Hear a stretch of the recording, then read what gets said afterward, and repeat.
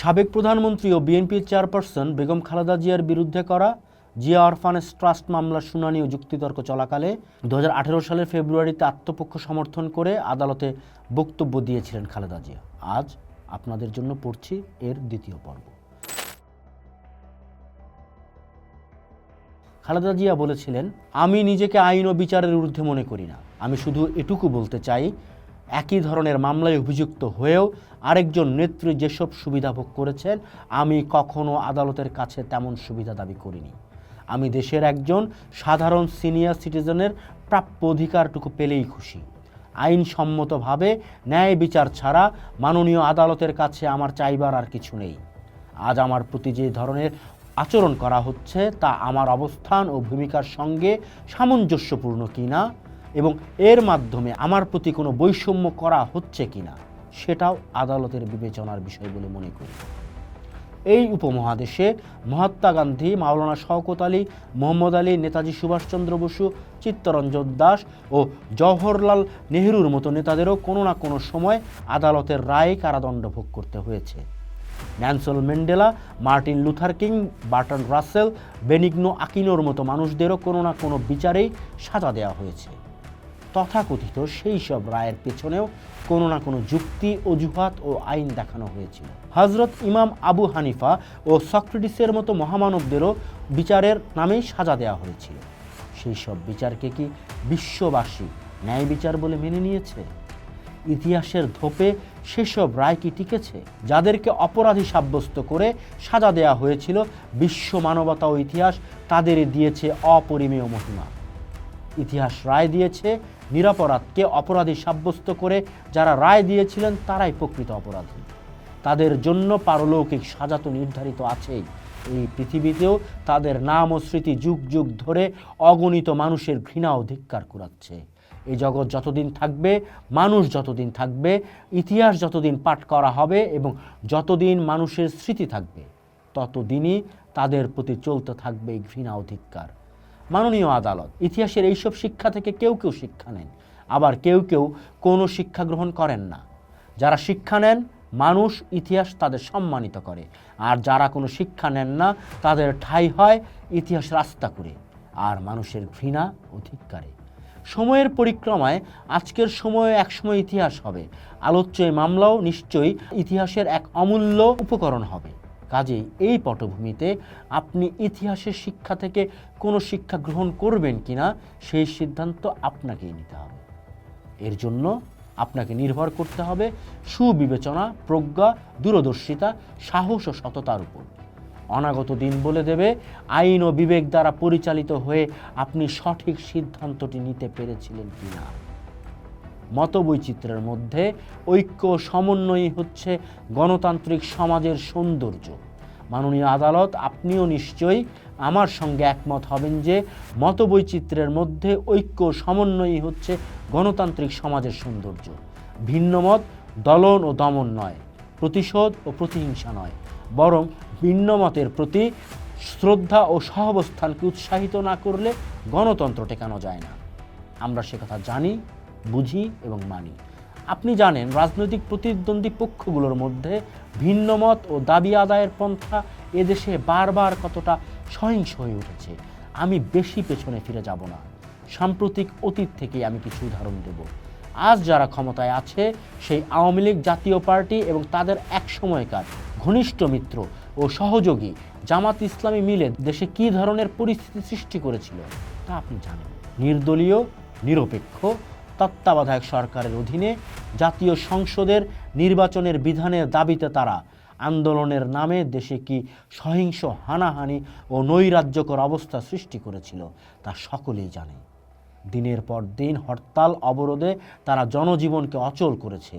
আমাদের জাতীয় অর্থনীতির লাইফলাইন সমুদ্র বন্দরকে দীর্ঘদিন বন্ধ করে রেখেছে। রেল স্টেশন জ্বালিয়ে দিয়েছে, সাধারণ মানুষকে বহনকারী যানবাহনে বোমা মেরেছে এবং আগুন দিয়ে পুড়িয়েছে। গান পাউডার দিয়ে আগুন ধরিয়ে চলন্ত বাসের বহু নিরাপরাধ যাত্রীকে তারা জ্যান্ত পুড়িয়ে মেরেছে।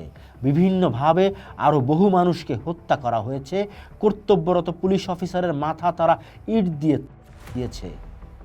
অফিসগামী বয়স্ক মানুষকে রাস্তায় ধরে প্রকাশ্যে দিগম্বর করেছে, মেয়েদের অপমানিত লাঞ্ছিত করেছে, সচিবালয়ের ভেতরে হাঙ্গামা করেছে এবং বিভিন্ন জায়গায় নোংরা ছড়িয়ে দিয়েছে।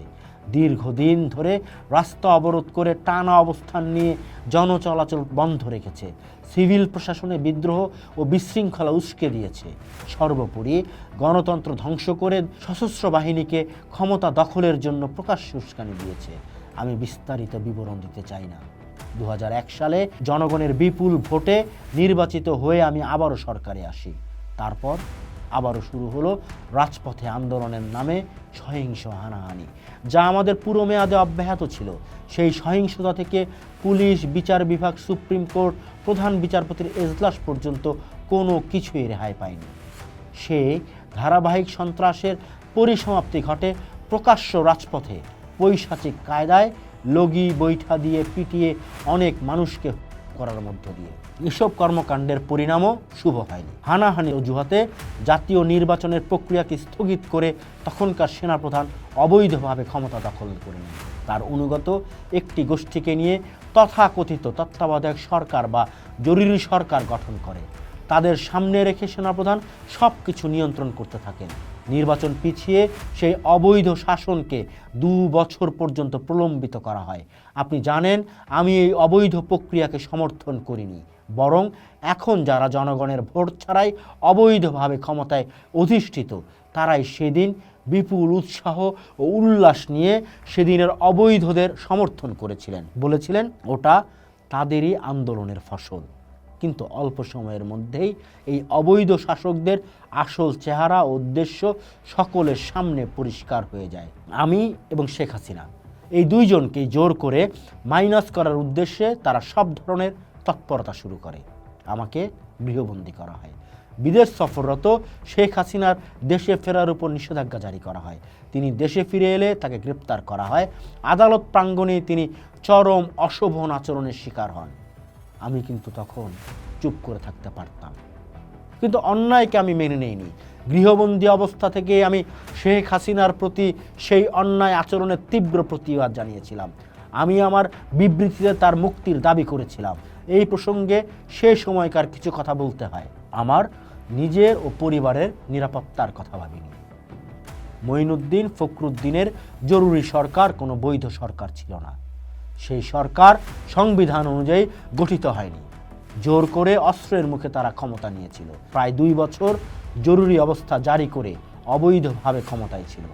আমি কখনো কোনোভাবে তাদের সমর্থন করতে পারিনি। তারা আমার সমর্থন চেয়েছিল। আমাকে সপরিবার নিরাপদে দেশ ত্যাগ করার কথা তারা বলেছিল। আমি তাদের কথা মানিনি। আমি নিজের ও পরিবারের নিরাপত্তার কথা ভাবিনি।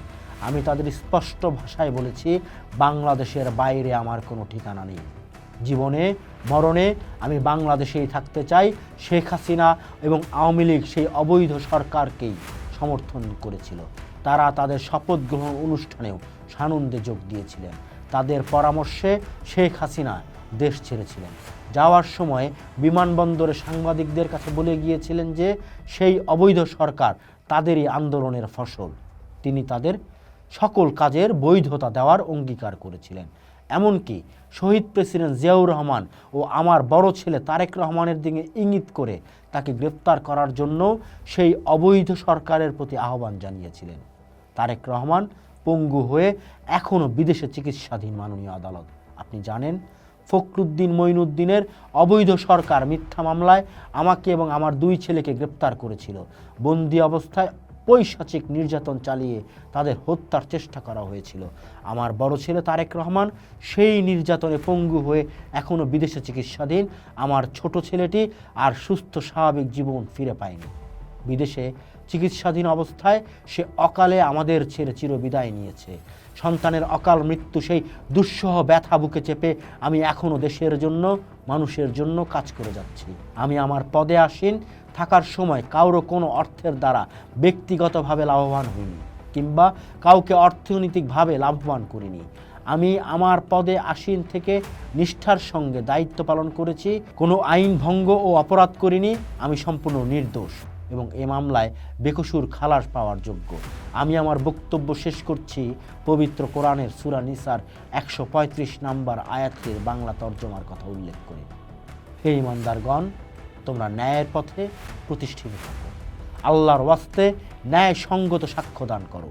তাতে তোমাদের নিজেদের বা পিতামাতার অথবা নিকটবর্তী আত্মীয় স্বজনের যদি ক্ষতি হয় তবুও, কেউ যদি ধনী কিংবা দরিদ্র হয় তবে আল্লাহ তাদের শুভাকাঙ্ক্ষী তোমাদের চাইতে বেশি।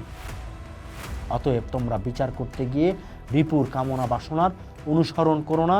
আর যদি তোমরা ঘুরিয়ে পেঁচিয়ে কথা বলো কিংবা পাশ কাটিয়ে যাও তবে আল্লাহ তোমাদের যাবতীয় কাজকর্ম সম্পর্কে অবগত। মাননীয় আদালত, আপনাকে ধন্যবাদ। আল্লাহ হাফেজ। এই জবানবন্দি বেগম খালেদা জিয়ার লিখিত বক্তব্য ছাপা হয়েছিল প্রথম আলোতে। সেখান থেকেই আপনাদের জন্য এতক্ষণ পড়লাম। আজ এ পর্যন্তই। আবার জবানবন্দির বাকি অংশ নিয়ে ফিরে আসব শীঘ্রই। পোস্ট দেখুন, ভাবুন, করুন। থাকুন পোস্টের সাথেই।